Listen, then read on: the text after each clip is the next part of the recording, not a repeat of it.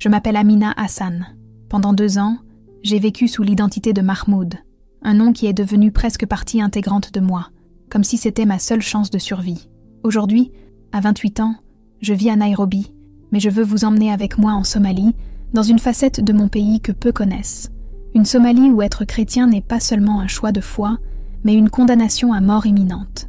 J'ai grandi dans les quartiers de Hammerwain, où les rues poussiéreuses résonnaient du bruit des marchés et, en arrière-plan, les prières islamiques se mêlaient à la vie quotidienne.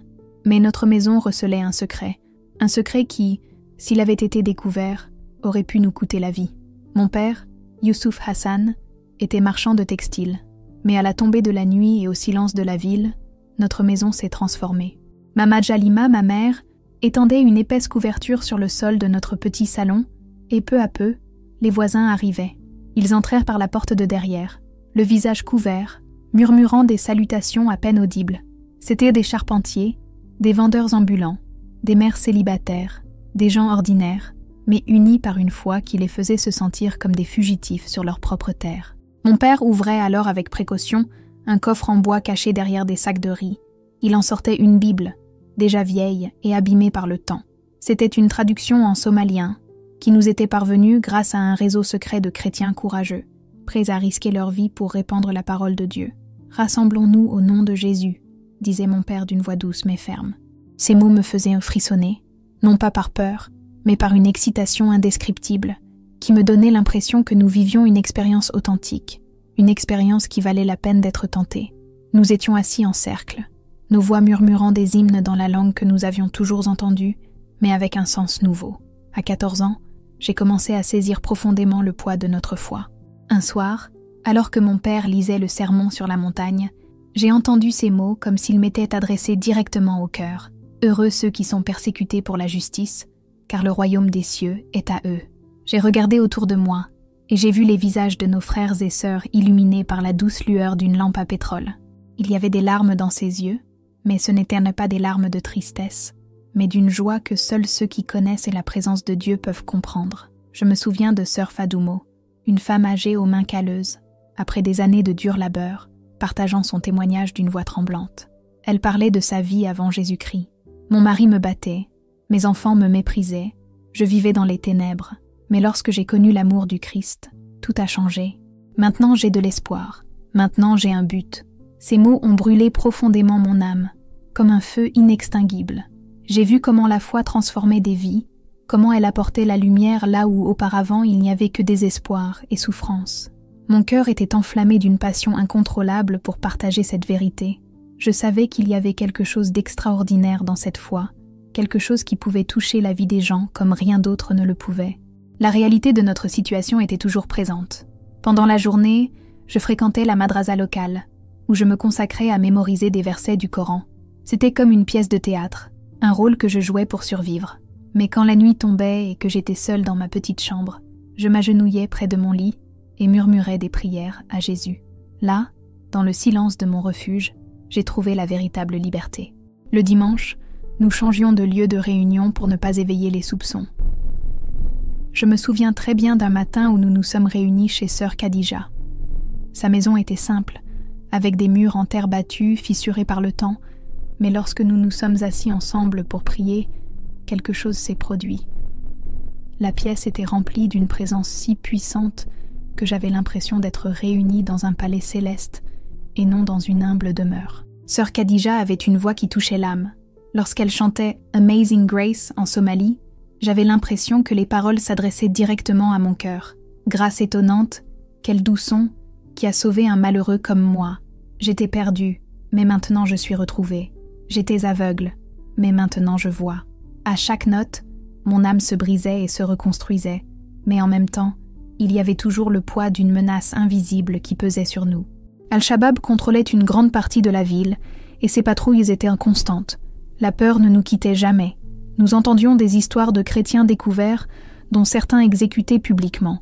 D'autres disparaissaient tout simplement, comme emportés par le vent. Un après-midi, alors que j'aidais mon père à la boutique, un homme est apparu. Il portait une robe blanche et un turban noir, et son regard était comme une lame tranchante. Il observait attentivement chaque recoin de la boutique, feignant d'examiner les tissus. Puis, soudain, Il me regarda et me demanda d'une voix dure. « Tu vas régulièrement à la mosquée, mon frère ?» Mon père répondit sans hésiter. « Oui, 5 fois par jour, comme c'est notre devoir. » L'homme hocha lentement la tête, mais son regard ne cessa de scruter tout autour de lui. Après ce qui m'a semblé une éternité, il acheta du tissu et partit. Ce n'est qu'après avoir disparu au coin de la rue que mon père reprit enfin son souffle. « Il faut être plus prudent », me chuchota-t-il ce soir-là. Les inspections s'intensifiaient et le sentiment de danger ne faisait que grandir. Mais même si la peur nous entourait, notre foi, au contraire, se renforçait de jour en jour. J'ai commencé à transporter des ouvrages chrétiens cachés parmi mes manuels scolaires. Dès que possible, je distribuais discrètement des brochures aux autres élèves qui manifestèrent de la curiosité, sachant que je mettais ma vie en danger. Mais je sentais, d'une certaine manière, que Dieu m'appelait au courage. J'avais toujours sur moi une petite Bible de poche, cachée dans mon hijab. Pendant les récréations, je trouvais un endroit où me cacher dans les toilettes pour lire des versets. L'un des plus inspirants était Ésaïe 41:10. « N'aie pas peur, car je suis avec toi. Ne sois pas effrayé, car je suis ton Dieu. Je te fortifierai. » Ces mots sont devenus mon encre, surtout dans les moments les plus difficiles, lorsque vivre une double vie semblait écraser mon esprit. Mais aussi terrifiant que cela ait été, ces mots m'ont donné le courage de continuer. Je ne pouvais pas m'arrêter. Un soir, après une rencontre profondément émouvante, où nous avions prié pour être protégés, mon père m'a serré les mains. « Amina, a-t-il dit d'une voix grave, si jamais on nous découvre, si quelque chose arrive, je veux que tu saches une chose. Cet amour, cette foi qui nous anime, valent à n'importe quel prix. Jésus a dit que dans ce monde, nous aurions des tribulations, mais qu'il fallait être courageux, car il avait vaincu le monde. » Ces paroles ont commencé à résonner dans mon cœur d'une manière que je n'ai pleinement comprise que des mois plus tard. Ce soir-là, alors que je me préparais à aller me coucher, j'ai touché la petite Bible cachée sous mon hijab et murmuré une prière qui, sur le moment, semblait simple, mais qui allait devenir prophétique. « Seigneur, utilise-moi pour ta gloire. » Je ne savais pas que bientôt, ma petite Bible cachée deviendrait la preuve qui changerait ma vie à jamais. Je n'aurais jamais imaginé que mes prières seraient exaucées d'une manière que j'aurais jamais pu imaginer. Le 15 mars 2019, l'aube s'est levée comme n'importe quel autre jour à Mogadiscio. Le soleil s'est lentement levé à l'horizon, teintant le ciel de teintes or et orangées, annonçant le début d'un nouveau jour.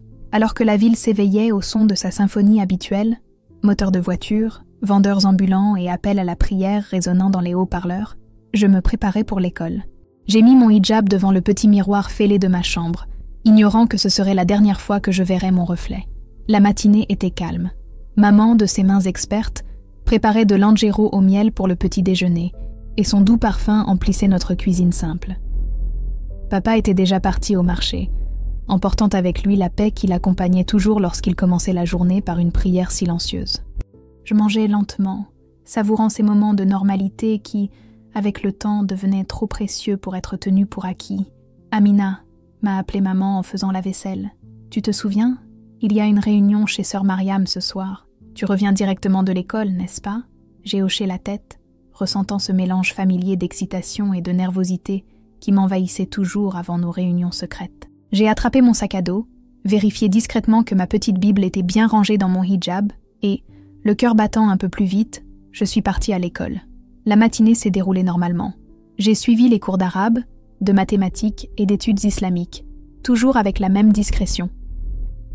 Pendant la récréation, j'ai partagé mon déjeuner avec Sarah, une camarade de classe qui s'intéressait toujours aux questions spirituelles. Nous avons eu des conversations profondes sur la foi, et j'ai prié en silence pour avoir l'occasion de partager l'évangile avec elle. Avez-vous déjà réfléchi à ce que signifie réellement une relation personnelle avec Dieu ? Ai-je demandé, tandis que nous mangions à l'ombre d'un grand baobab. Elle m'a regardé avec intérêt, les yeux brillants. On m'a toujours appris que Dieu est distant, qu'il faut des intermédiaires pour l'atteindre. Mais vous parlez comme si vous le connaissiez personnellement. Mon cœur s'emballa. C'était le moment que j'attendais. Je jetai un coup d'œil autour de moi, pour m'assurer que personne ne m'écoutait, et sortis discrètement un petit dépliant que j'avais caché parmi les livres. C'était une simple feuille pliée qui expliquait le plan du salut. « Sarah, murmurai-je, la voix tremblante d'émotion, je veux te montrer quelque chose qui a changé ma vie. » Au moment où je tendais le tract, une ombre tomba sur nous. Je levai les yeux et, à ma grande surprise, aperçus la directrice de l'école, Madame Farah, debout à côté de 2 hommes en tunique militaire. Leurs visages étaient sévères et leurs yeux brillaient d'une froideur qui semblait transpercer l'air. « Amina Hassan », dit le directeur d'une voix tendue qui ressemblait plus à un ordre qu'à une simple convocation. « Nous avons besoin que vous nous accompagniez, immédiatement. » À cet instant, le monde sembla s'arrêter. Je sentis mon sang chauffer, et le dépliant glissa de mes mains tremblantes, tombant au sol. Sarah me regarda, les yeux écarquillés, confuse et effrayée. Avant que je puisse réagir, l'un des hommes s'accroupit, ramassa le dépliant et le déroula avec un calme effrayant. « Qu'est-ce que c'est » demanda-t-il d'une voix rauque, l'air implacable. Je ne pus répondre. Ma gorge était serrée, comme si une pression invisible s'y était installée. Je voyais ses lèvres bouger pendant qu'il lisait, mais les mots n'avaient aucun sens. Je ne parvenais qu'à assimiler une pensée répétitive. « C'est fini, tout est fini. » Le deuxième homme, qui paraissait encore plus imposant, s'approcha et, d'un air froid, ordonna « Viens avec nous. » Ils m'ont serré le bras si fort qu'ils m'ont laissé des bleus.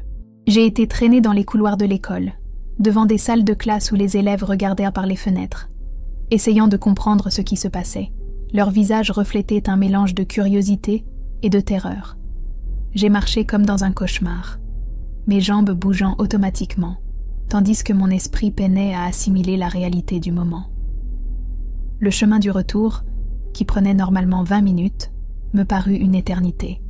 Les hommes ne dirent pas un mot pendant le trajet, mais je sentais leurs regards me brûler, comme si chaque seconde était une phrase. À chaque pas, le poids de la situation m'écrasait, et j'avais l'impression de marcher vers la fin de tout ce que je connaissais et aimais.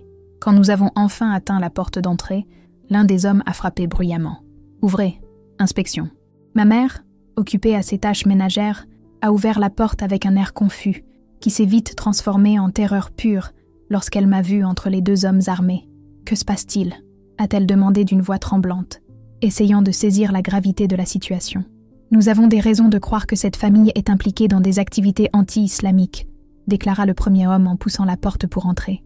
S'ensuivit une fouille incessante, un processus méticuleux de destruction de notre maison. Ils fouillèrent sur chaque tiroir, retournèrent les meubles et déchirèrent les coussins, à la recherche de la moindre trace de ce qu'ils étaient convaincus que nous allions trouver. Ma mère et moi étions blottis dans un coin du salon, regardant notre maison se défaire. J'ai prié en silence, le cœur lourd, demandant à Dieu que, d'une manière ou d'une autre, la Bible de papa passe entre les mailles du filet. « Monsieur, s'il vous plaît, faites en sorte qu'elle reste cachée. » Mais mes prières n'ont pas été exaucées comme je l'espérais.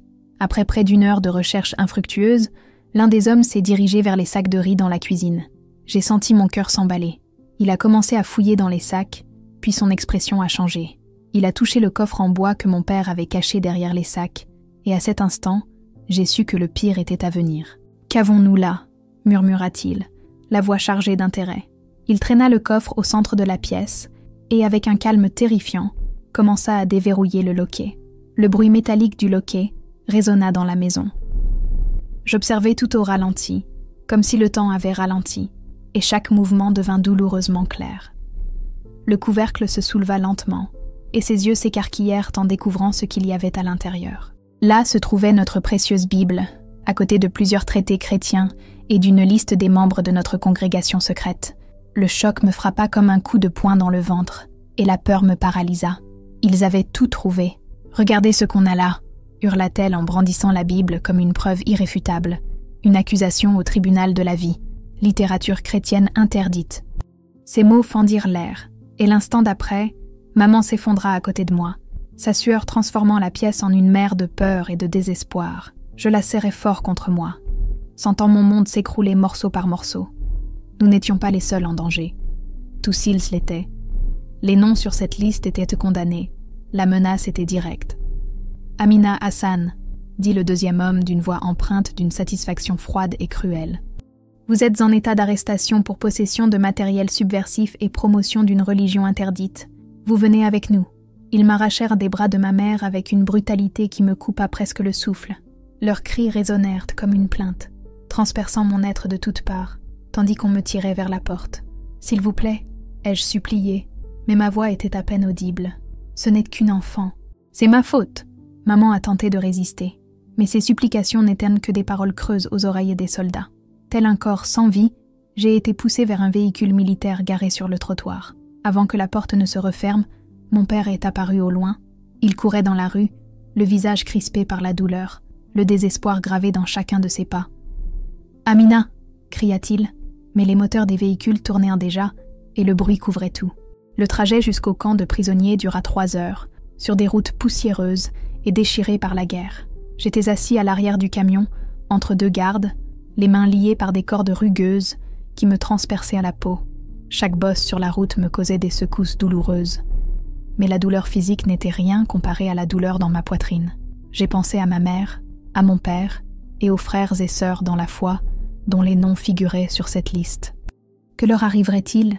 Je me demandais, l'âme rongée par la culpabilité, si je n'avais pas été aussi imprudent, si j'avais gardé ma foi secrète, peut-être que rien de tout cela ne serait arrivé. Mais je me suis alors souvenu des paroles de Jésus, et une petite lueur d'espoir a tenté de survivre au milieu des ténèbres. Heureux serez-vous lorsqu'on vous insultera, qu'on vous persécutera, et qu'on dira faussement de vous toutes sortes de mal, à cause de moi. Ces mots se répétaient dans mon esprit, essayant de me réconforter, mais la peur était encore plus grande, écrasante. Le camp de prisonniers se profilait à l'horizon, telle une vision infernale. Encerclé de barbelés, tel un serpent s'enroulant autour d'une prison sans issue, il était entouré de miradors à chaque coin de rue, les gardes-fusils prêts. L'air était lourd, chargé d'un désespoir presque palpable.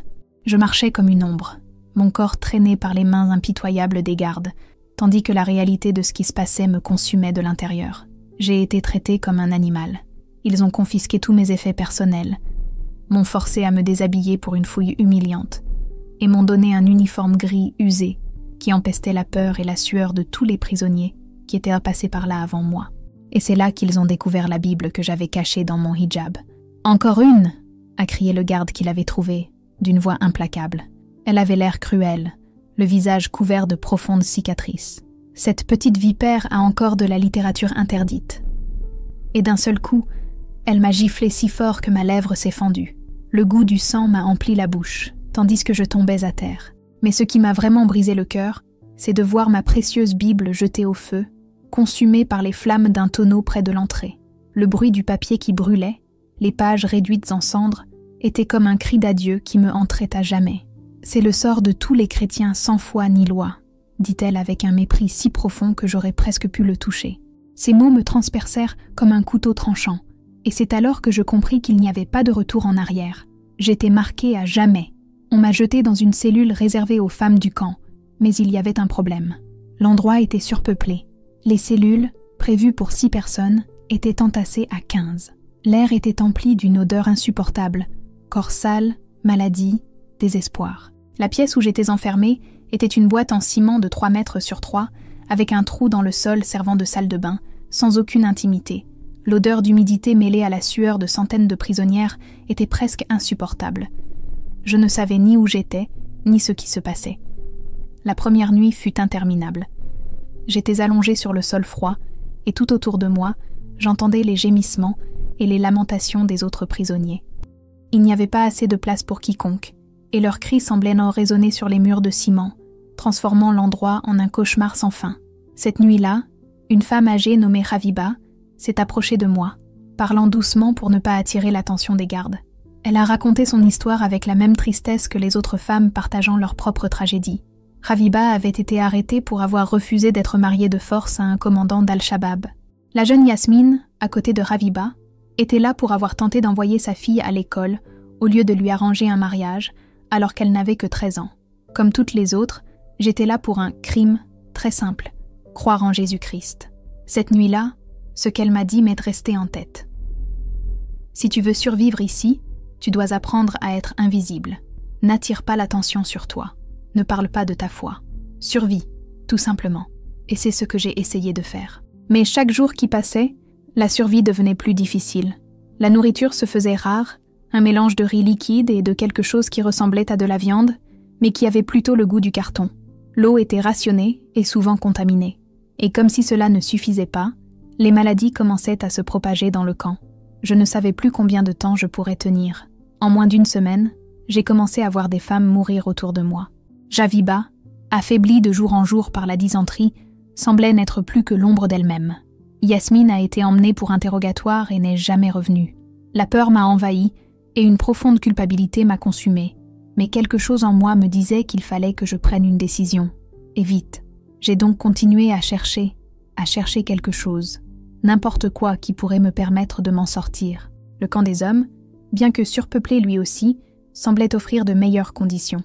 Il recevait davantage de nourriture, d'eau potable, et surtout, avait la possibilité de travailler à l'extérieur, ce qui augmentait leurs chances de s'échapper. Rester là aurait été comme attendre la mort. Une nuit, pendant que les autres prisonniers dormaient, j'ai pris une décision qui allait changer ma vie à jamais.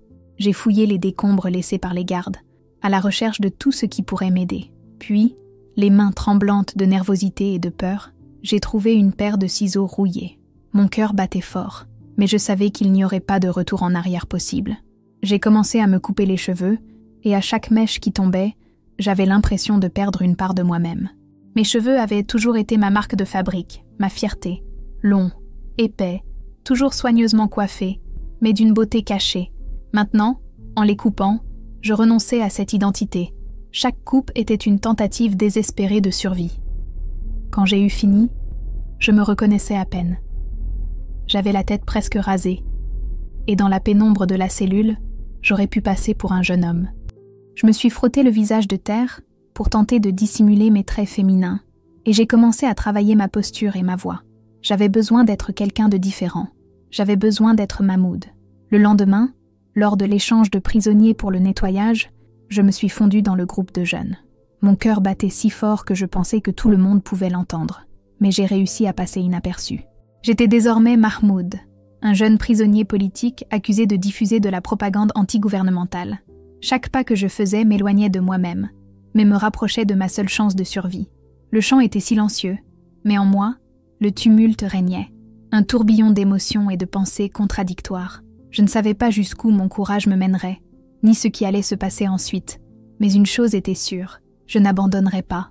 Durant ces premiers jours, je gardais la tête basse, m'efforçant d'être invisible. Je savais qu'à tout moment, la mascarade pouvait s'effondrer. Je vivais dans le mensonge, mais je ne pouvais le dire à personne. Si on me découvrait, les conséquences seraient pires que la mort. Je le ressentais quotidiennement. La pression était constante, mais j'ignorais que ma chance de m'échapper se présenterait plus tôt que je ne l'imaginais, et d'une manière que personne n'aurait pu prévoir, par un attentat qui ébranlerait le pays tout entier. Devenir Mahmoud, c'était comme essayer d'apprendre une nouvelle langue, mais avec mon corps, chaque geste, chaque mouvement devait être calculé, comme si je réapprenais à marcher. Au début, dans la section hommes, je vivais dans une angoisse constante, sachant qu'à tout moment, quelqu'un pourrait se rendre compte que je n'étais pas celui que je prétendais être. Les matins commençaient avant l'aube, le sifflet perçant le silence du petit matin. Je me tenais toujours au 3e rang pendant le compte à rebours, ni devant, pour ne pas attirer l'attention, ni derrière, pour ne pas avoir l'air de vouloir me cacher. Lorsqu'ils entendaient mon nom inventé, Mahmoud Hassan, je répondais de la voix la plus grave possible, essayant de dissimuler mes tremblements. Mon compagnon de cellule, Omar, était un homme âgé, arrêté pour trafic de drogue. Il avait une barbe grise et l'air las de quelqu'un qui avait trop souffert. C'est lui qui, sans le savoir, m'a appris à survivre là-bas. « Tu dois être fort, mon garçon », m'a-t-il dit le premier soir, voyant ma nervosité. « Si tu fais preuve de faiblesse ici, tu es fini. » J'avais mémorisé l'histoire que j'allais raconter, répété les mots 1000 fois, mais la culpabilité me rongeait.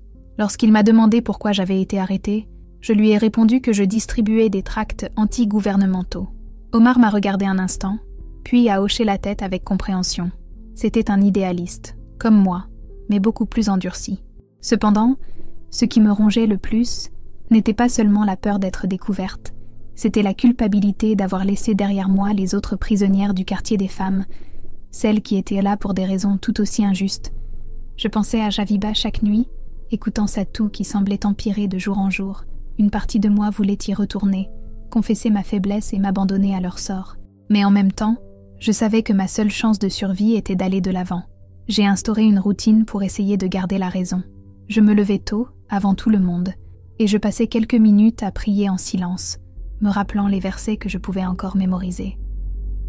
Je travaillais dans les champs de coton pendant la journée, sous un soleil de plomb. Mes mains saignaient, mais je ne m'arrêtais pas. C'était ma façon de supporter la douleur. Un de ces jours, j'ai rencontré Abdi. C'était un jeune homme emprisonné pour avoir aidé des journalistes étrangers. Et même dans les conditions les plus difficiles, il avait une lueur d'espoir qui semblait inébranlable. Sa foi me rappelait celle de mon père. Il m'a demandé, alors que nous travaillions côte à côte, « Crois-tu en Dieu ?» Parler de religion équivalait à une condamnation à mort, mais quelque chose dans son regard m'a rassurée. « Oui », ai-je répondu prudemment. « Je crois qu'il y a quelque chose de plus grand que tout ça. » Il sourit. « Moi aussi », répondit-il. « Parfois, quand le travail est insupportable, je récite les psaumes dans ma tête. Connaissez-vous le psaume 23 ? À cet instant, mon cœur s'emballa. Psaume 23. Comment n'y avais-je pas pensé plus tôt ? Le Seigneur est mon berger. Je ne manquerai de rien. Il me fait reposer dans de verts pâturages. Il me conduit dans les sentiers de la justice à cause de son nom. J'avais l'impression que ces paroles me soutenaient, même si j'étais au bord du désespoir. Le Seigneur est mon berger. Je ne manquerai de rien. Ces mots jaillissaient de mes lèvres avec un réconfort que je n'avais pas ressenti depuis longtemps. Il me fait reposer dans de verts pâturages, répétai-je doucement, en regardant Abdi, dont le sourire semblait apporter une étincelle de lumière dans l'obscurité qui nous entourait. Ces mots, qui semblaient auparavant lointains, avaient désormais un sens profond et réel. Avec Abdi, j'ai trouvé un ami, et plus encore, un frère. Ensemble, nous avons commencé à rencontrer secrètement d'autres prisonniers chrétiens, chacun partageant sa foi avec prudence et discrétion. Au milieu de l'oppression, nous avons découvert un petit groupe de personnes qui, malgré tout, continuaient à croire. Ahmed, l'ancien soldat, était parmi nous. Il avait rencontré le Christ sur le champ de bataille et sa foi était solide comme un roc. Il y avait aussi Youssouf, un professeur d'histoire arrêté pour avoir enseigné des faits que le régime considérait comme subversifs, et Hassan, un médecin arrêté pour avoir soigné des réfugiés chrétiens sans se soucier des réglementations gouvernementales. Ensemble, nous partagions de courtes prières pendant les pauses, prétendant simplement discuter de la survie en prison, mais ce qui se passait en réalité était un échange silencieux d'espoir. « Frères et sœurs », murmura Ahmed lors d'une réunion, « nous ne sommes pas ici par hasard. Dieu a un but, même ici. » Ces paroles me sont restées gravées dans la mémoire.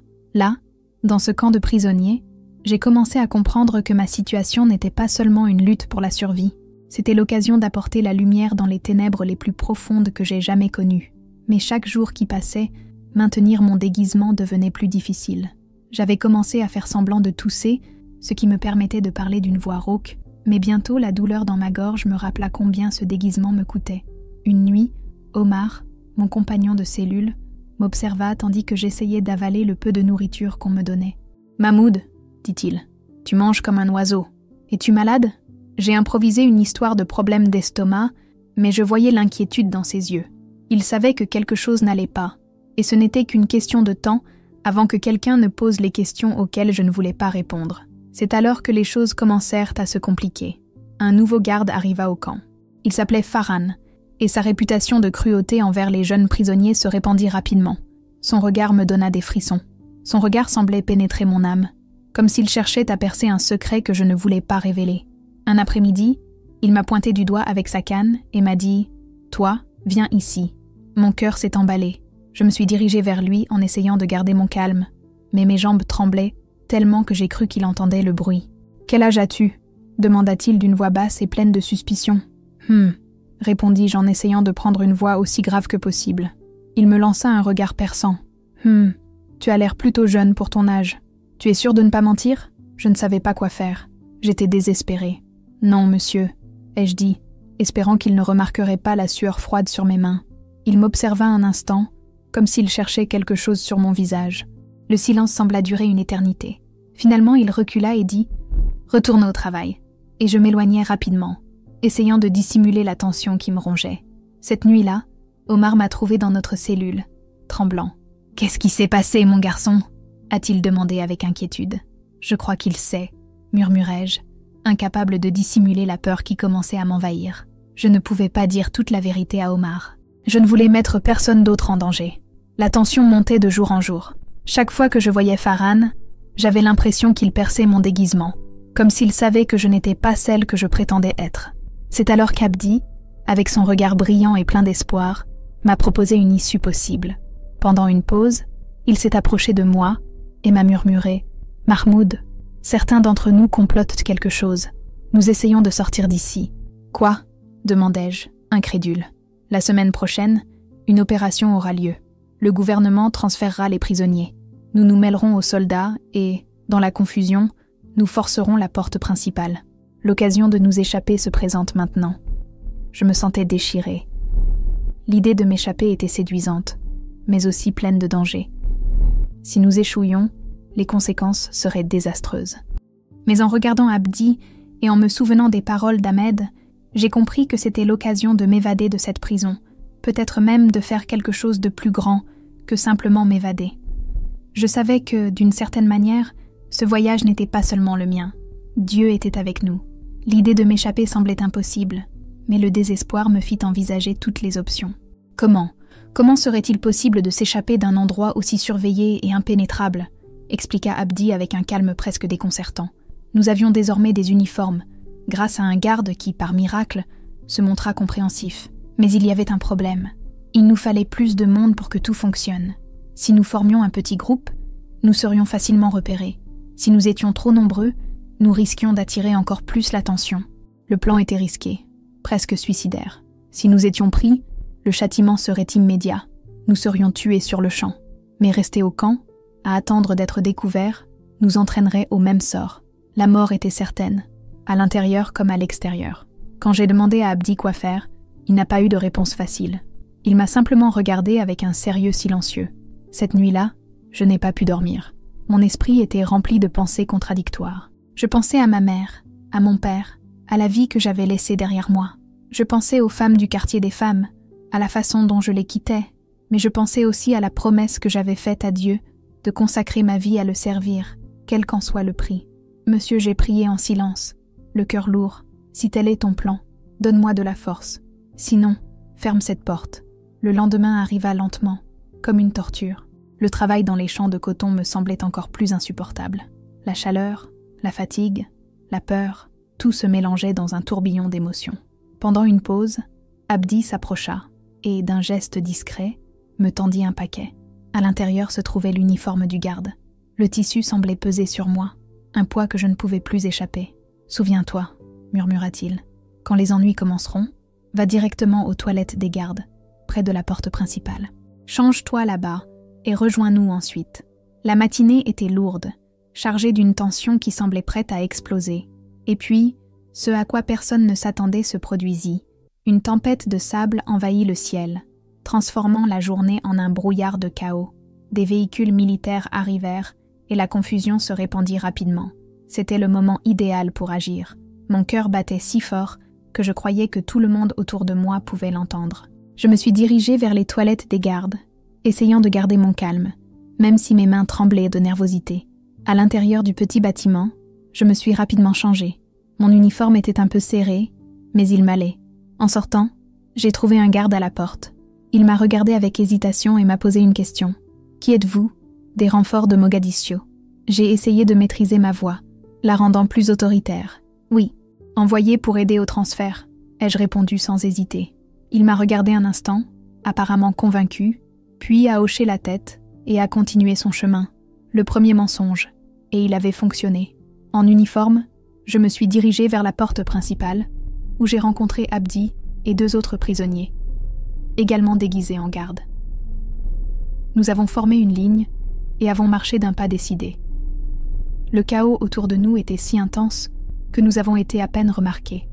Les gardes étaient préoccupés par le transfert des prisonniers et le brouhaha les a distraits. L'un d'eux nous a même salués d'un signe de tête, puis, avec ce qui semblait être un soupir de soulagement, nous sommes passés. Nous sommes partis. La sensation était étrange, comme si l'impossible s'était produit. Chaque pas m'éloignait du champ, mais me menait aussi vers l'inconnu. L'air du désert était lourd et chaud. Chaque pas sur le sol sablonneux semblait me tirer en arrière, mais mon destin était déjà scellé. Nous avons marché pendant des heures, jusqu'à ce que la réalité nous rattrape. Nous étions au milieu de nulle part. Il n'y avait ni nourriture, ni eau, ni abri. J'entendais, au loin, le bruit des véhicules. Ils étaient toujours derrière nous. « Il faut qu'on se sépare », dit Abdi d'un ton pressant. « Si tu nous surprends ensemble, on va tous tomber. » Nous nous sommes brièvement enlacés, le cœur lourd. Nous avons prié doucement, une prière silencieuse mais pleine de foi. Puis nous nous sommes dispersés. Chacun de nous a pris son chemin, en quête de liberté, mais aussi de survie. Je me suis dirigée vers l'est, vers la frontière kenyane. Je ne savais pas à quoi m'attendre, ni quel serait le chemin à suivre, mais quelque chose en moi me disait que j'allais dans la bonne direction. J'étais seule, mais guidée par une force supérieure. Le désert, avec toute son immensité, semblait m'engloutir à chaque pas, mais je savais que, même dans l'inconnu, je n'étais pas seule. Dieu était avec moi. Le désert s'étendait devant moi, comme une étendue impitoyable, et avec lui, la rencontre qui allait tout changer. La Somalie la nuit est un endroit difficile à décrire. Le froid est mordant, presque comme des lames acérées, et le jour, la chaleur est si intense qu'elle semble vider un corps épuisé de toute énergie. Je marchais seule dans cette terre aride et sans vie, chaque pas étant une victoire silencieuse contre la peur qui tentait de me consumer. Je marchais depuis plus de 6 heures lorsque je suis tombée sur quelque chose qui, à première vue, ne ressemblait à rien d'autre qu'à un champ de ruines. Des véhicules militaires calcinés et défoncés gisaient éparpillés sur le sable comme des jouets abandonnés, leur métal tordu par les explosions et l'usure du temps. L'odeur de la poudre et de la mort flottait encore dans l'air, tel un spectre de ce qui s'était passé là. La bataille était déjà chose du passé, peut-être depuis des semaines, peut-être des mois. Mais parmi les vestiges du conflit, j'ai trouvé ce qui pourrait être ma seule chance de survie temporaire, l'uniforme d'un soldat. Ses os, déjà décomposés par le sable et la chaleur, étaient partiellement recouverts de terre, mais ses vêtements étaient relativement intacts. L'idée de revêtir les vêtements d'un mort me révulsait, mais en vérité, l'uniforme de garde que je portais ne me mènerait pas bien loin en territoire hostile. Le souffle court et les mains tremblantes, je fis ce qu'il fallait faire. Je changeai de vêtements. L'uniforme, trop grand pour moi, remplissait son rôle. Il dissimulait bien ma silhouette féminine, et les manches et le pantalon ample dissimulèrent mon corps. Je serrai fermement la ceinture, essayant de m'ajuster au mieux. Avec mes cheveux rasés, le visage couvert de sable et le corps enveloppé dans un treillis militaire, j'avais l'impression, dans l'obscurité de la nuit, d'être un jeune soldat, perdu et émacié. J'ai fouillé les décombres autour de moi, à la recherche de quelque chose d'utile. J'ai trouvé une gourde à moitié pleine d'eau trouble, des rations militaires encore scellées, et surtout, une petite boussole. Elle me permettrait de me diriger vers l'est, en direction de la frontière kenyane. Mais au milieu des décombres, quelque chose d'autre a retenu mon attention. Une radio militaire, à moitié cassée mais encore fonctionnelle. En l'écoutant, les voix en Somalie m'ont fait froid dans le dos. On parlait d'une recherche massive de rescapés des camps de concentration. Mon nom, Amina Hassan, a été mentionné. Mon cœur s'est arrêté un instant. La prisonnière Amina Hassan est extrêmement dangereuse, dit une voix grave. C'est une fanatique chrétienne, une propagandiste. Il y a une récompense de 1 000 $ pour elle vivante. 1 000 $. Cette somme pourrait subvenir aux besoins d'une famille entière pendant 1 an en Somalie. Chaque personne que je rencontrais représentait un risque, une menace potentielle. La radio continuait de diffuser des instructions concernant la chasse, mais je l'éteignis précipitamment, sentant le poids des mots résonner dans mon esprit. Le croissant de lune éclairait à peine le chemin, mais cela suffisait à m'éviter les trous et les rochers pointus.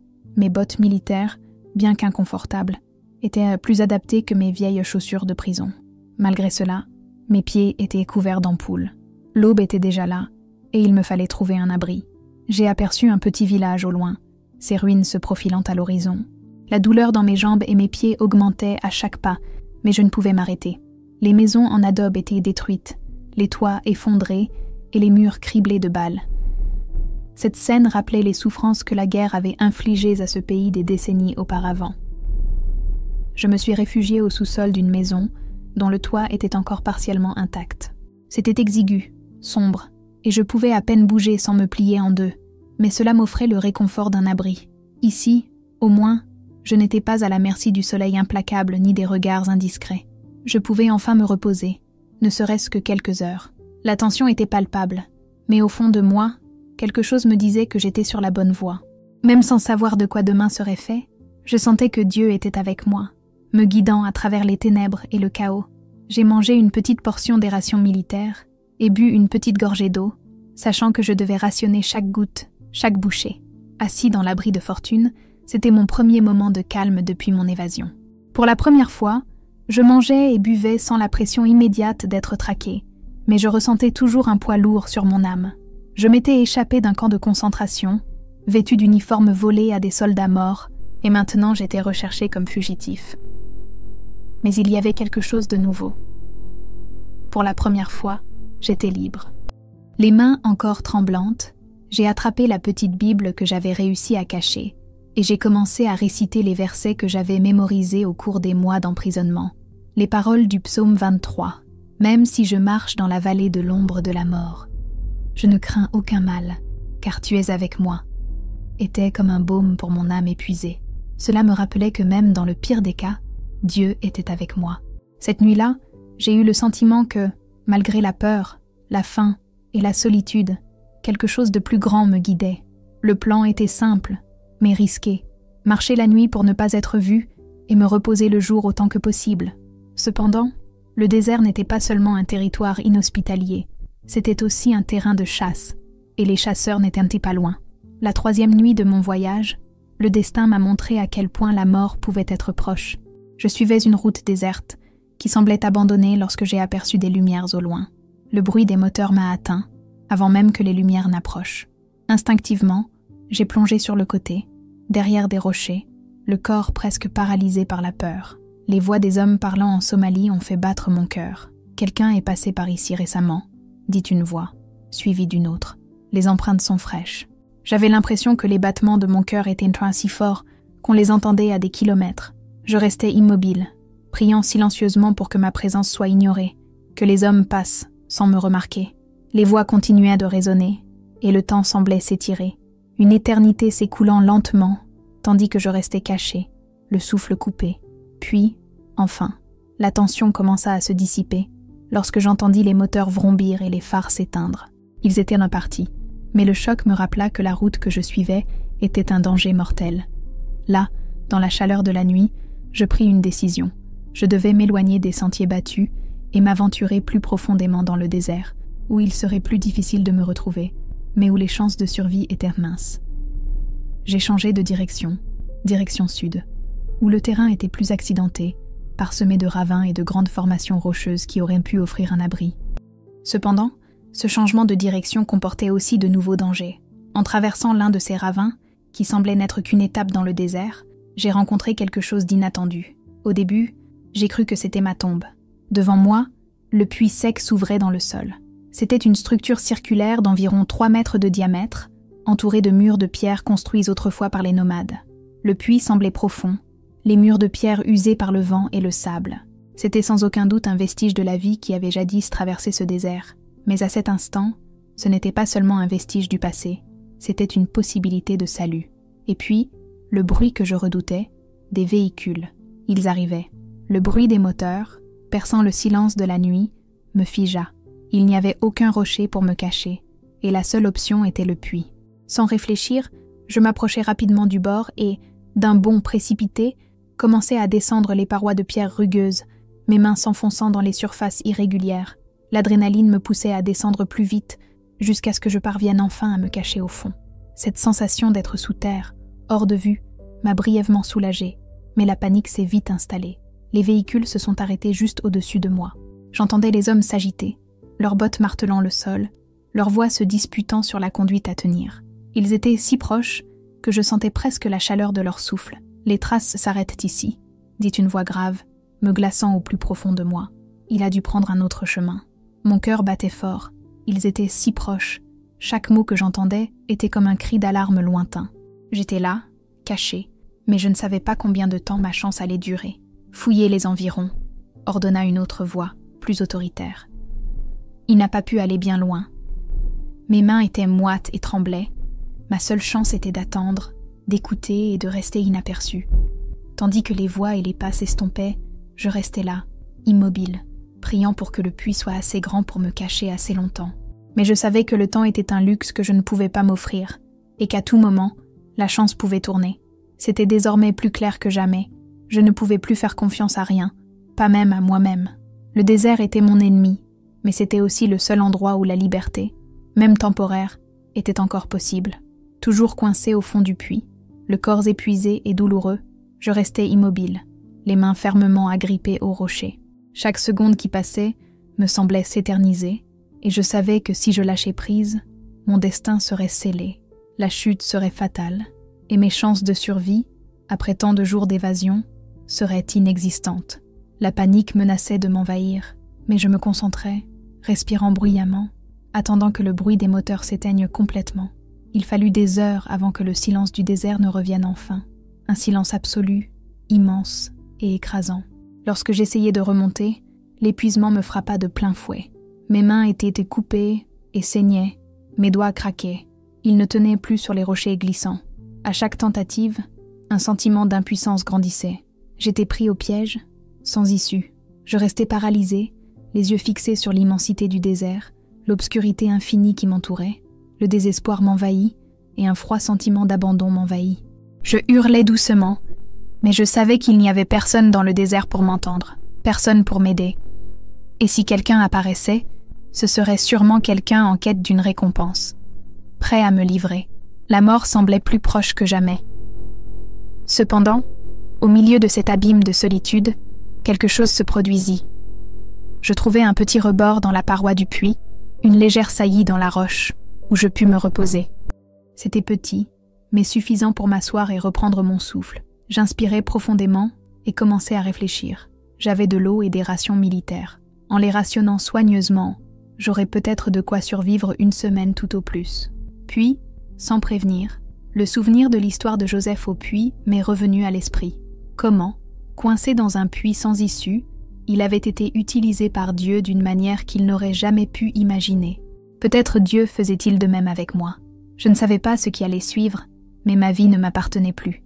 Elle était entre les mains de Dieu. « Seigneur », ai-je prié, ma voix résonnant sur les parois froides du puits. « Si telle est ma fin, qu'elle soit selon ta volonté.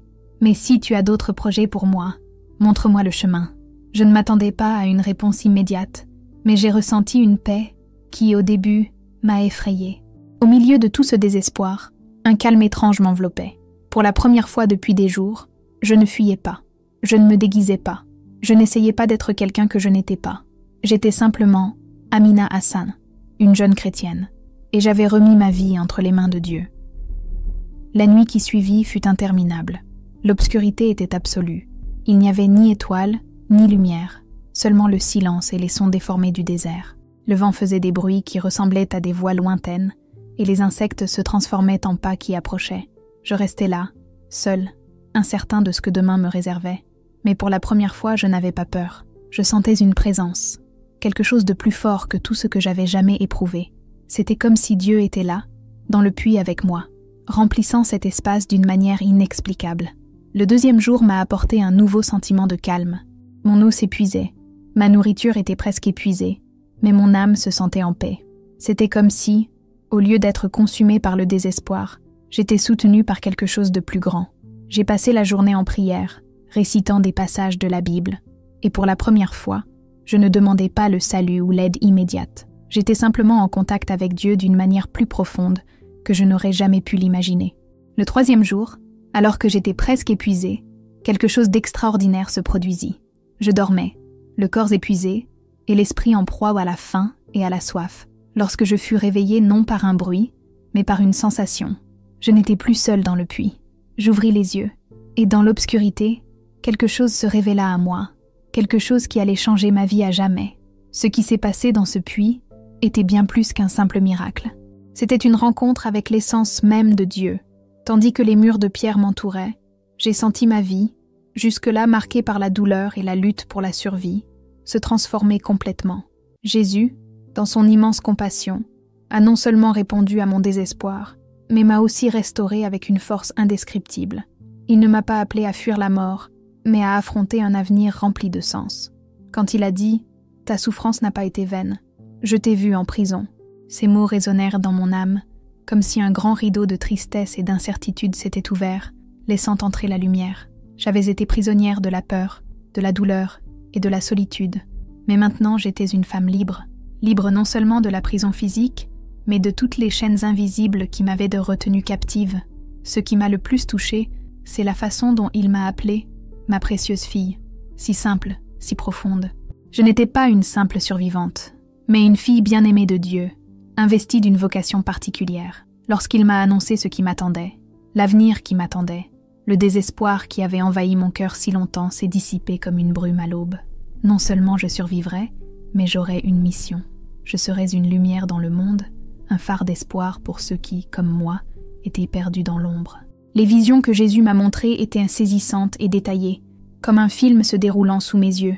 Je me suis vue prendre soin de femmes maltraitées, marginalisées et sans voix, comme moi. Construisez un refuge, m'a-t-il dit. Apportez l'espoir, partagez la vérité. Apportez l'amour du Christ là où les gens sont désespérés, là où la douleur est insupportable. Je serai celle qui apporterait la lumière au cœur brisé. Quand il m'a promis « Tu sortiras de ce trou », j'ai senti une force envahir mon être, quelque chose de bien plus grand que mes propres capacités humaines. Cette promesse, cette confiance inébranlable, était comme un manteau protecteur qui s'étendait sur moi. Je n'étais plus seule. J'avais une mission, et rien ne pouvait m'arrêter. Et puis, le 3e jour de mon séjour dans ce puits, un miracle s'est produit, la corde. En désespoir de cause, j'avais prié pour trouver une issue, un moyen de m'échapper, mais je n'aurais jamais imaginé que ce serait quelque chose d'aussi simple, et pourtant d'aussi grandiose. La corde est apparue de nulle part, comme descendue directement du ciel. Il n'y avait personne là-haut, aucun être humain pour m'aider, mais la corde était là, intacte, comme posée par des mains invisibles. C'était la confirmation claire que je n'étais plus abandonnée. Dieu m'avait entendu et il me sortait de ce puits, non seulement physiquement, mais aussi spirituellement. En grimpant à la corde, un nouveau sentiment de soulagement m'envahit. Chaque pas me sortait un peu plus de l'obscurité, me rapprochait de la liberté. Le jour brillait à l'horizon et je savais que le voyage serait encore difficile. Mais je savais maintenant que Dieu serait avec moi à chaque pas. Le désert, cet endroit hostile et impitoyable, ne me semblait plus aussi intimidant. Je n'étais plus seule. Dès que je suis sortie de ce puits, je n'étais plus le même. Amina, la fugitive, la prisonnière, y était morte. Je renaissais, quelqu'un avec un but. Je marchais désormais avec la certitude que Dieu m'avait choisi pour être un instrument de sa lumière, pour apporter la liberté et la guérison à ceux qui souffrent. En regardant la corde, toujours suspendue au puits, j'ai compris qu'elle représentait plus que ma simple évasion physique. C'était un symbole de la grâce incommensurable de Dieu, une grâce qui m'avait tiré des profondeurs du désespoir et m'avait ouvert un avenir plein de possibilités. Le voyage vers le Kenya allait continuer, et il serait plein de défis, mais maintenant j'avais quelque chose que personne ne pouvait m'enlever, une vision claire de ma vocation et l'assurance que Dieu était avec moi à chaque étape du chemin. Je me souviens encore clairement de chaque mot, de chaque geste et, surtout, du regard qu'il m'a adressé. Mais ce qui m'a le plus touchée, c'est l'immense compassion dans son regard. Ce n'était pas n'importe quelle compassion, mais une compassion débordante de miséricorde, sans jugement ni condition. Je me souviens que Jésus a dit « Rien de ce que vous avez traversé n'a été vain. Chaque larme, chaque instant de douleur et de peur, chaque sacrifice, tout cela a semé les graines de la moisson qui est sur le point de venir. » Alors que je poursuivais mon voyage solitaire à travers le désert, ces mots résonnaient dans mon esprit. Je repensais à tout ce que j'avais vécu jusqu'à cet instant. Ma capture, la torture en prison, l'évasion désespérée, et même ce puits dans lequel j'avais failli perdre la vie. Cela semblait incompréhensible sur le moment, mais avec le recul, je réalisais que tout était interconnecté, qu'il faisait partie d'un plan plus vaste, qui ne se révélait à moi qu'à cet instant. Puis, les visions ont commencé. C'était comme si je regardais le film de ma propre vie, mais avec clarté et détermination. L'une d'elles m'a montré un petit bureau accueillant à Nairobi. J'étais là, à discuter avec des femmes qui, comme moi, avaient souffert de manières indescriptibles. Leurs visages portèrent le poids du traumatisme, mais leurs yeux brillaient d'une lueur d'espoir. Et tandis que je leur racontais mon histoire, j'ai entendu une voix douce me dire « Voyez ». La vision devint plus claire. L'une des femmes, les yeux perdus et le visage vide, avait été violée par des soldats et avait perdu ses enfants. Elle était sur le point de renoncer à la vie, envisageant le suicide, mais quelque chose changea dans son expression en écoutant mon témoignage. Quelque chose dans mon histoire la toucha profondément, lui faisant croire que, même au cœur de la douleur, la rédemption était possible. Elle trouvera la force de persévérer, dit Jésus. Bientôt, une autre vision m'est apparue. Je me tenais devant un groupe de femmes réfugiées à Dadaab, un camp où le désespoir semblait dominer. Je leur ai non seulement raconté mon histoire, mais j'ai aussi proposé quelque chose de plus, des solutions concrètes. Comment se relever, faire le premier pas, organiser sa vie dans un monde qui semblait s'écrouler autour de soi. Le plus frappant cependant, fut lorsque Jésus m'a montré une autre image, Moi, assise avec une femme qui ne parlait pas anglais, l'aidant à traduire des documents. Ton savoir, ton éducation, tout cela a un but, m'a-t-il dit. Tu seras un pont entre elle et le monde. Mais la vision la plus puissante fut sans aucun doute la dernière. Devant une foule nombreuse, je m'exprimais lors d'une conférence internationale. Mon intervention portait sur la persécution religieuse, les droits humains et surtout, la nécessité de créer des refuges pour les femmes qui souffrent en silence. Jésus m'a dit « Ta voix atteindra des endroits inaccessibles à beaucoup. Ton témoignage ouvrira les cœurs et déplacera des montagnes. Ton exemple inspirera l'action là où auparavant, il n'y avait que l'indifférence. » En traversant le désert, revivant ces visions, j'ai été envahi par un mélange d'humilité et de courage. Comment, moi, simple fugitif, aurais-je pu aider tant de gens? Mais, comme toujours, la voix de Jésus résonnait dans mon esprit. À l'homme, c'est impossible. Mais à Dieu, tout est possible. Les 6 jours qui ont suivi mon expérience au puits ont été très différents. J'ai marché avec une détermination renouvelée, sans peur, sans hâte. Désormais, mon voyage n'était plus une fuite, mais une mission. J'ai agi avec sagesse, et non par simple nécessité. Lorsque j'ai trouvé une petite oasis où des bergers nomades gardèrent leurs troupeaux, au lieu de me cacher comme je l'aurais fait auparavant, je l'ai abordé avec confiance. Quelque chose en moi avait changé. Je n'étais plus à la merci du désespoir, mais j'avançais avec la certitude que Dieu me guidait à chaque pas. Mon uniforme militaire a fait sourciller certains à mon arrivée au petit camp, mais lorsque j'ai expliqué que j'étais perdu et que je cherchais mon unité, j'ai été accueilli avec plus de chaleur. Un pasteur âgé m'a regardé avec curiosité et avec un sourire calme m'a dit « Frère, vous êtes loin de toute base militaire. Êtes-vous sûr d'aller dans la bonne direction ?» J'ai pris une grande inspiration avant de répondre. Dieu me guide. C'était une réponse simple, mais il n'y avait pas de mots plus appropriés pour exprimer la vérité que je ressentais à cet instant. Le vieil homme m'observait attentivement, comme s'il cherchait quelque chose d'indicible. Après un long silence, il a dit « Qu'Allah te protège dans ton voyage ». Mais il y avait quelque chose dans son regard, comme s'il en savait plus qu'il ne le laissait paraître. 2 jours plus tard, j'atteignais enfin la frontière entre la Somalie et le Kenya. Le chaos régnait devant moi. Réfugiés, soldats, passeurs et toutes sortes d'opportunistes erraient dans la région sans aucun contrôle clair. Les postes de contrôle officiels côtoyaient de nombreux points de passage informels, où les gens payaient des pots de vin pour passer. Je savais que l'uniforme militaire somalien poserait problème au Kenya. J'ai donc fait mon possible pour me camoufler, en le troquant contre des vêtements civils usés trouvés dans un camp de réfugiés.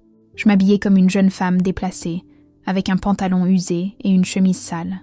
Mais quelque chose me retenait encore. Je n'avais pas de papier.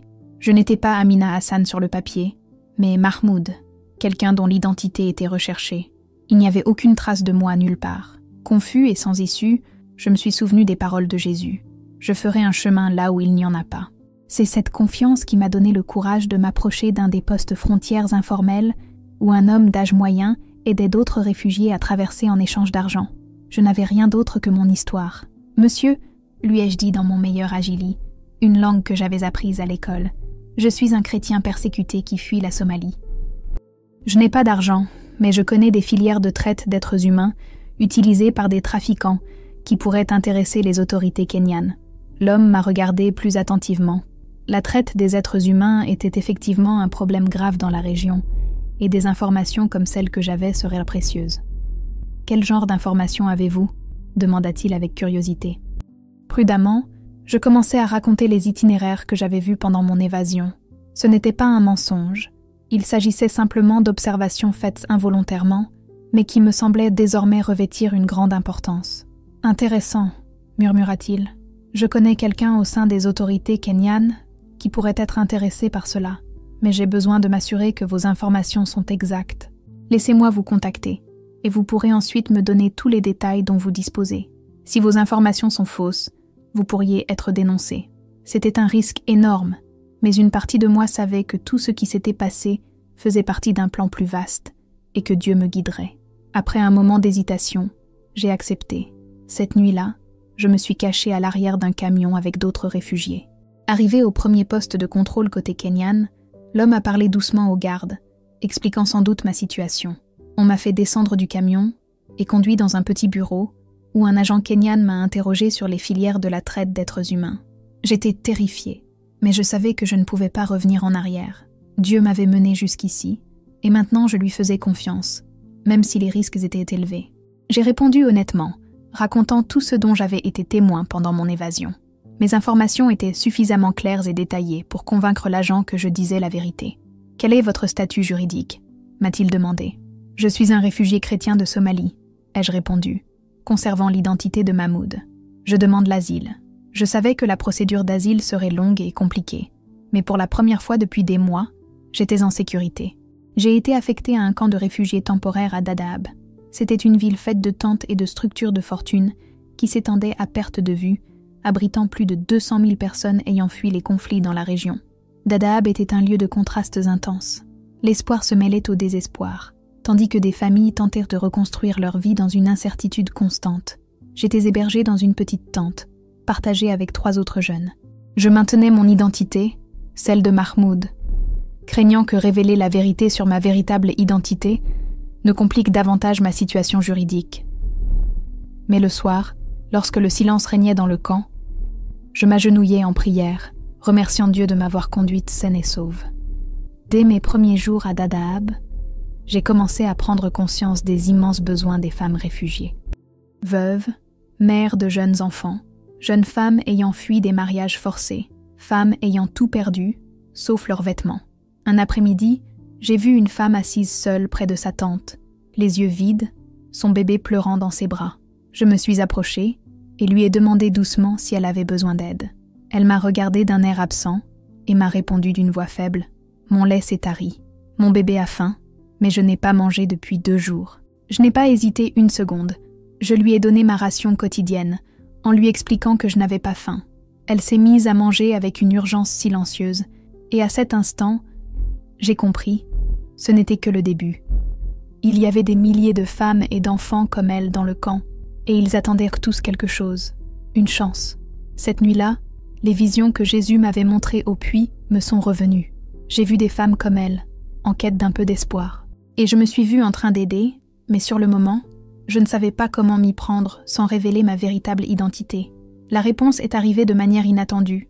Au cours de ma 2e semaine à Dadaab, Grace, une assistante sociale kenyane, a visité le camp. C'était une chrétienne fervente qui travaillait pour une organisation non gouvernementale qui soutenait les femmes réfugiées. « Parlez-vous anglais ?» m'a-t-elle demandé en me voyant aider une famille à monter sa tente. « Oui », répondis-je, un peu surpris par la question. « Impressionnant », dit-elle en souriant. « Nous avons besoin de traducteurs pour communiquer avec les réfugiés à Ouali. Seriez-vous intéressé par un volontariat ?» C'était l'opportunité que je recherchais.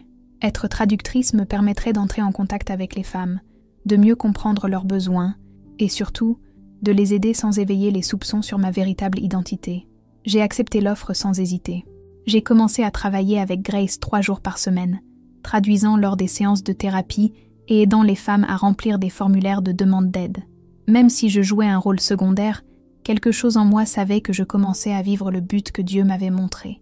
Aider les femmes qui, comme moi, avaient besoin d'un peu de compassion, d'un coup de main et surtout d'espoir. C'est lors de mon travail de terrain que j'ai entendu des histoires qui m'ont à la fois brisé le cœur et renforcé ma détermination. L'une d'elles était celle de Lima, une femme de 30 ans.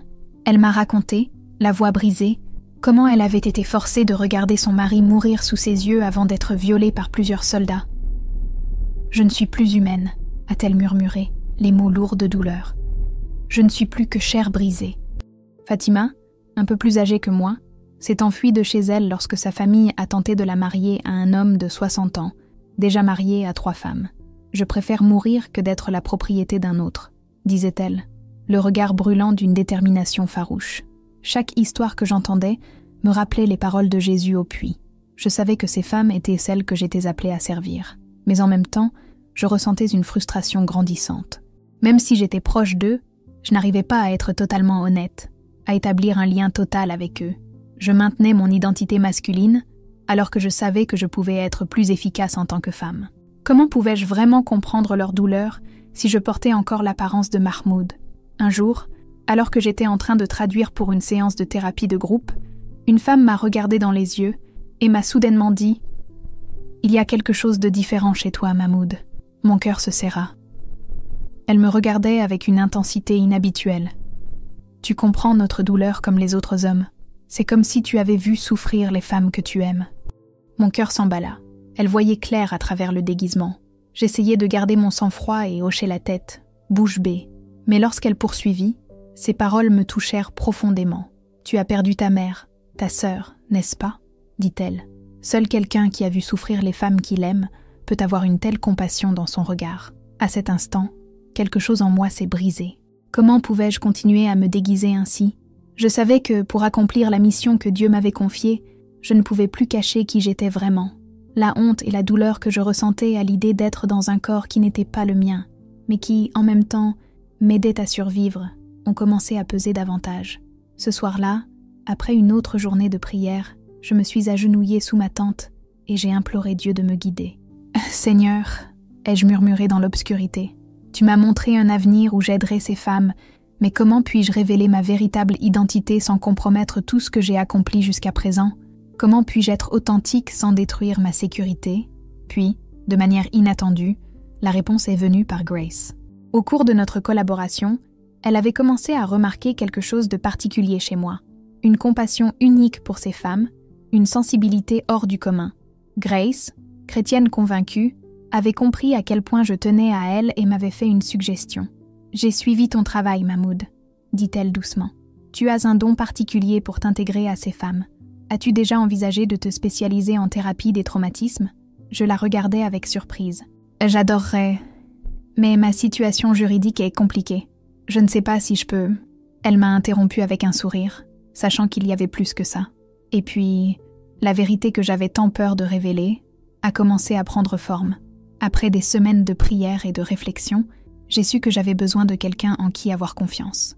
Et Grace, avec son empathie et sa foi, semblait être la bonne personne. « Grace, » dis-je en m'assurant que nous étions seuls, « j'ai quelque chose à te dire, mais j'ai besoin que tu me promettes de le garder secret. » Elle hocha la tête sérieusement. « Bien sûr, tu peux me faire confiance. » J'ai pris une grande inspiration, sachant que je ne pouvais plus vivre dans le mensonge. « Je ne suis pas celui que je parais être, » ai-je commencé, et d'une voix tremblante, j'ai raconté toute mon histoire, ma fuite de Somalie, les souffrances, le déguisement et tout ce que j'avais vécu jusqu'à cet instant.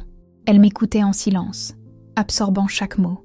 Quand j'ai eu fini, elle n'a rien dit tout de suite. Elle s'est contentée de me serrer dans ses bras, en silence, et dans son étreinte, j'ai trouvé plus de compassion et d'acceptation que je n'aurais jamais pu imaginer. Ma véritable identité, celle d'Amina Hassan, ne m'avait jamais semblé aussi lointaine qu'à cet instant. J'avais enfin révélé tout ce que j'avais caché si longtemps. Ma capture, mes jours en prison, mon évasion, ma transformation en Mahmoud, l'expérience du puits, et bien sûr, la vision que Dieu m'avait donnée, m'appelant à servir les femmes persécutées, comme moi. Grace m'écoutait en silence, les yeux écarquillés tandis que je lui racontais les détails de mon voyage. Chaque mot que je prononçais semblait lourd, mais quand j'eus terminé, ses yeux étaient remplis de larmes. Je ne pus m'empêcher de remarquer à quel point elle était touchée. « Amina » murmura-t-elle, et pour la première fois depuis des mois, j'entendis mon vrai nom. Ce son me fit revivre, comme si je rentrais enfin chez moi. « Ma chère » dit-elle, « votre histoire est extraordinaire, mais aussi extrêmement dangereuse. » Son inquiétude était palpable, et je savais qu'elle pensait au risque que mon identité soit découverte. « Je sais » répondis-je calmement. « Mais je sais aussi que Dieu m'a appelée à cette œuvre. Je ne peux pas continuer à vivre dans le mensonge alors que ces femmes, qui ont tant souffert, ont besoin de savoir que quelqu'un les comprend vraiment. » Grace réfléchit un long moment, et je retins mon souffle, attendant sa réponse. Finalement, elle dit « Y a-t-il un moyen ? Mon organisation, commença-t-elle prudemment, a des contacts avec des avocats spécialisés dans les dossiers d'asile complexes. Si nous présentons votre cas correctement, en soulignant à la fois votre persécution religieuse et votre sexe, vous pourriez bénéficier d'une protection spéciale. Et si ça ne marche pas ?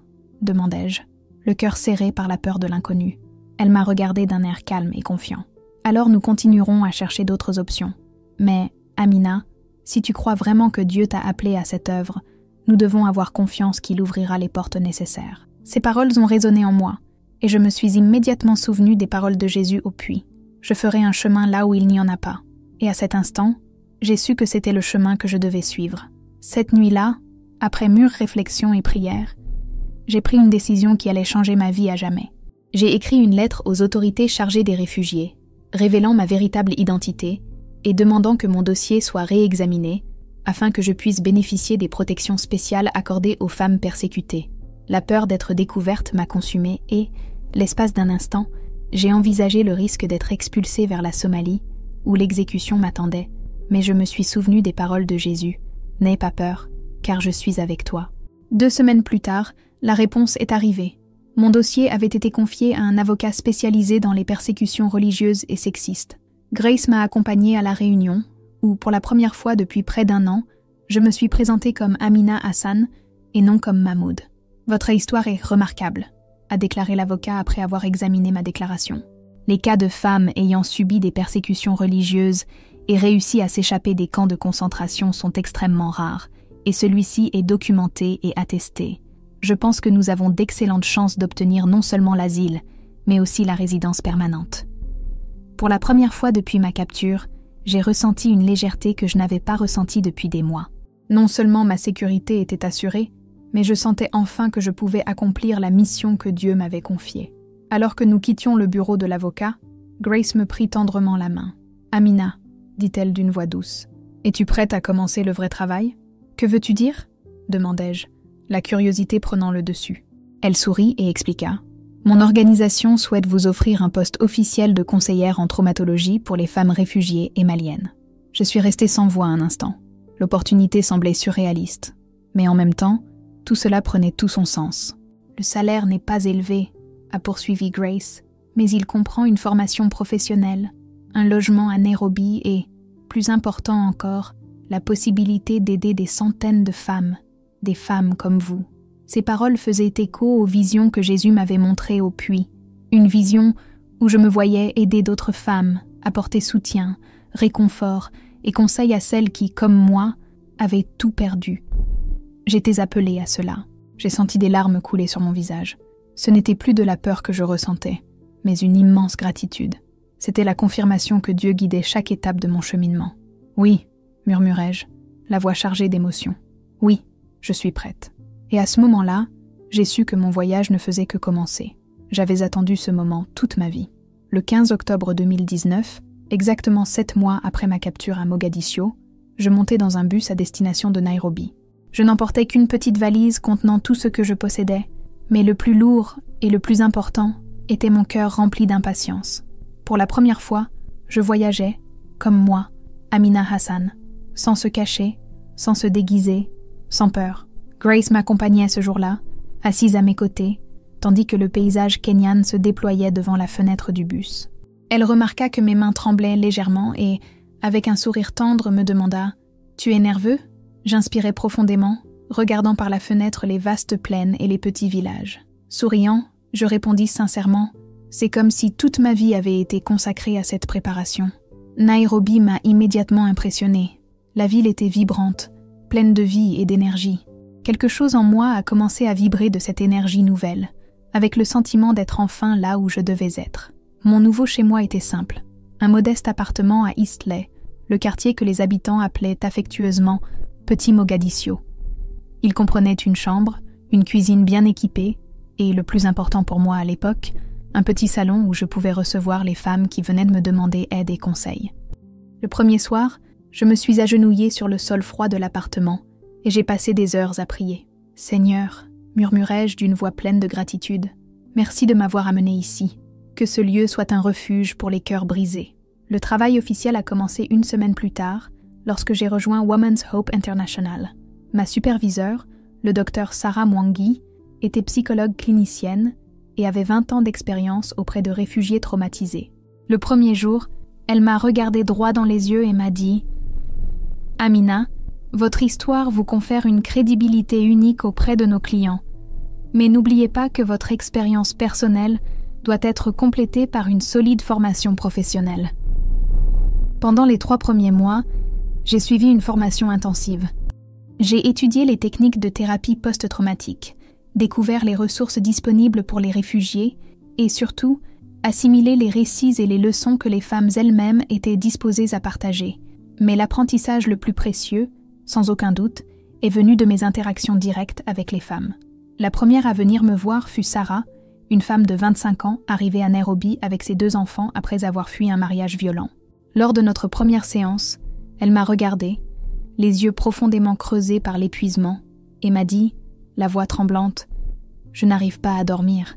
Chaque nuit, je vois son visage. J'entends sa voix me menacer. » Nous étions assis dans mon petit bureau, décoré de couleurs chaudes pour créer une atmosphère chaleureuse.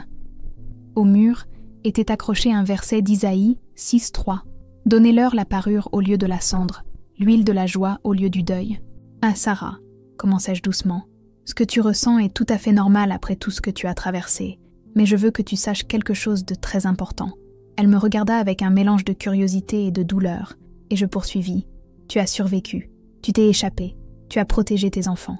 C'est extraordinaire, une force incroyable. » Elle m'a regardée, les yeux remplis de larmes, et m'a demandé avec une douleur visible, « Mais est-ce que ça ira mieux un jour ?»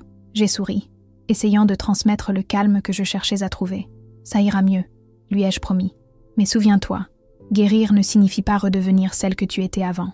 Guérir, c'est redevenir celle que tu as toujours été censée être, quelqu'un purifié par le feu, mais non consumé par lui. » Après 6 séances, sentant que nous avions établi une base de confiance solide, j'ai décidé de partager mon histoire avec Sarah.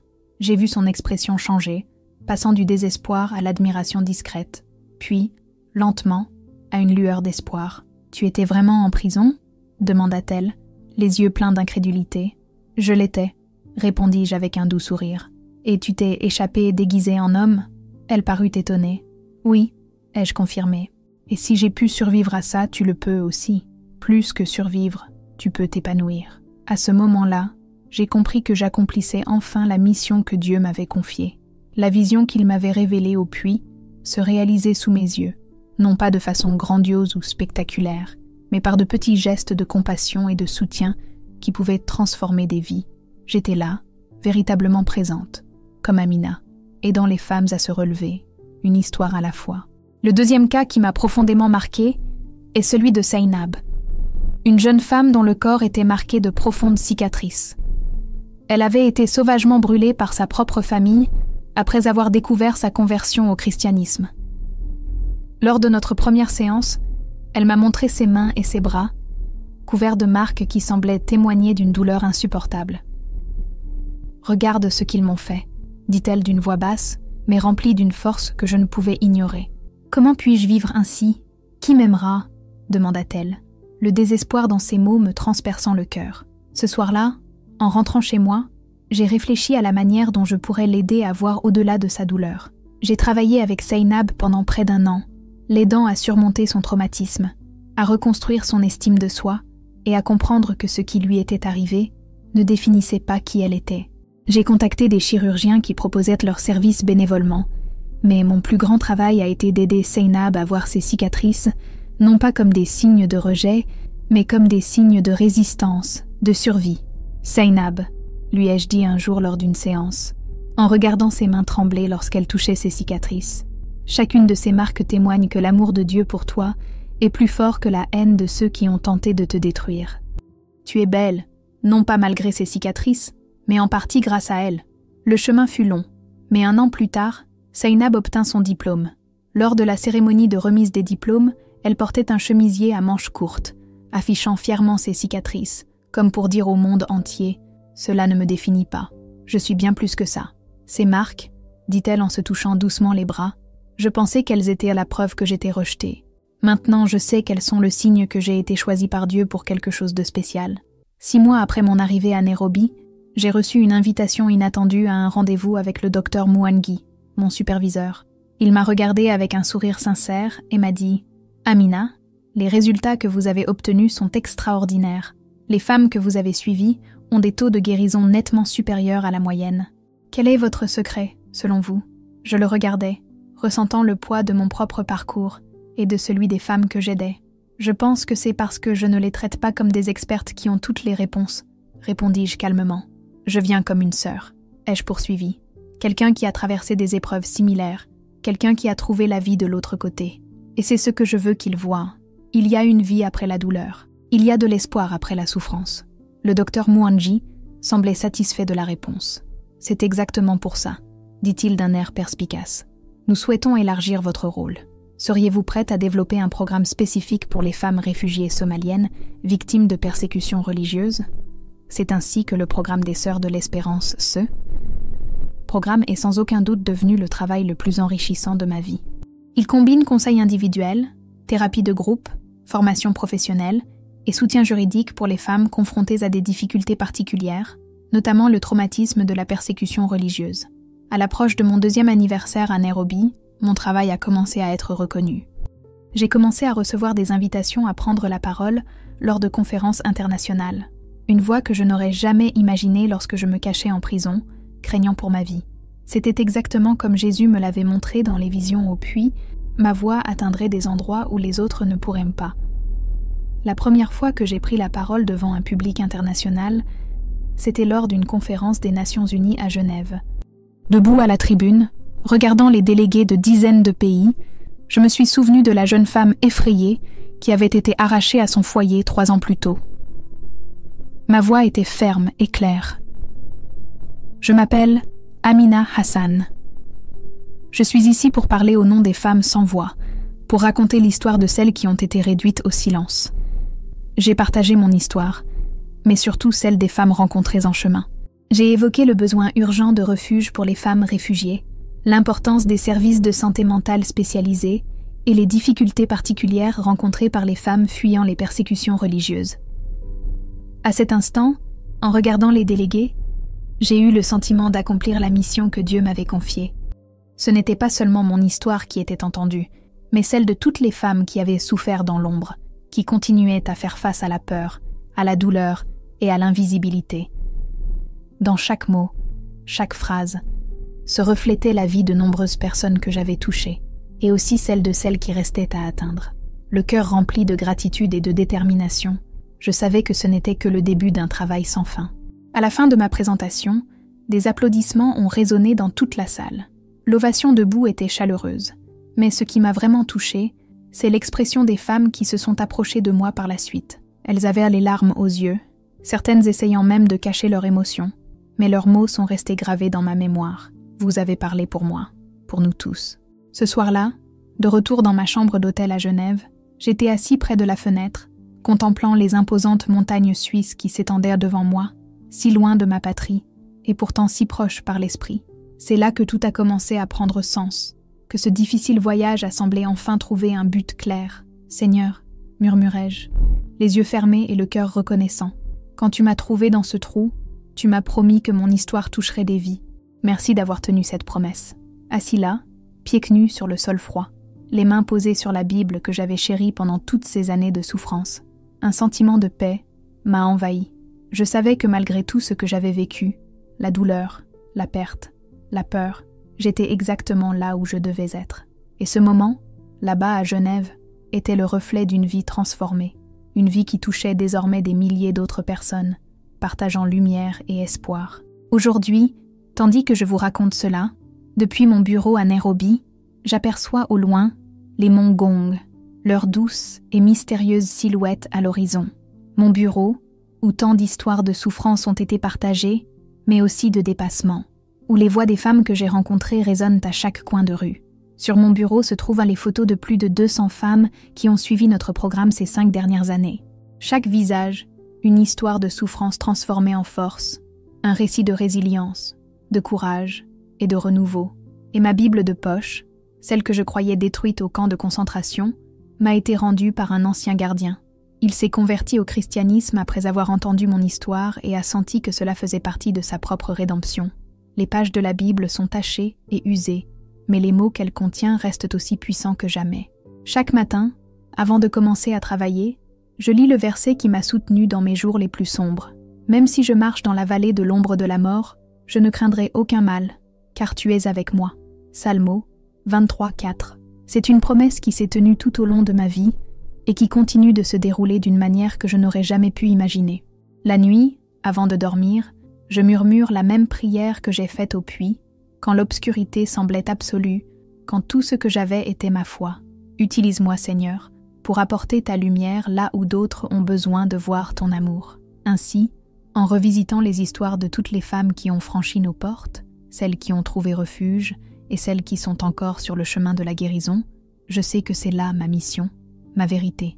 Ce n'est pas seulement mon histoire, c'est l'histoire de chaque personne qui a eu le courage de survivre, de s'échapper, de reconstruire, et maintenant d'aider les autres à faire de même. C'est l'histoire d'un Dieu qui n'abandonne jamais ses enfants, aussi profond soit-il. Car au bout du compte, le gouffre qui m'avait englouti m'a aussi fait sortir, plus fort, plus vivant, plus reconnaissant. Et maintenant, dans chaque mot que je partage, je vois le reflet d'un amour sans fin, un amour capable de guérir les blessures les plus profondes et de transformer les ténèbres en lumière. C'est le témoignage d'un Dieu fidèle, et, par sa grâce, ce n'est que la continuation d'un chemin de transformation et d'espoir qui ne finira jamais.